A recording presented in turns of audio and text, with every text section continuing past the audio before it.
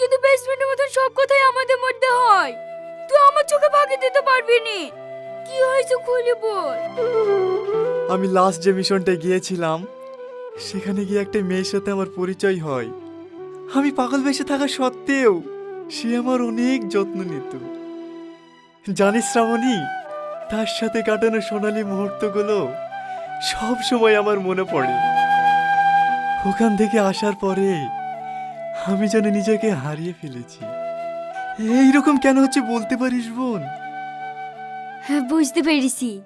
হ্যাঁ, তুই মেয়েটাকে অনেক ভালোবেসে ফেলেছি। আচ্ছা, একটা কথা বল দিনি, ওই মেয়েটাও তোকে ভালোবাসে তো? এই প্রশ্নটাই তো আজ আমাকে ভিতর থেকে ঘুরে ঘুরে খাচ্ছে।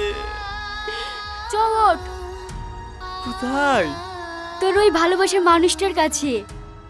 সে তো অনেক দূর, প্রায় 2 ঘন্টা রাস্তা। তা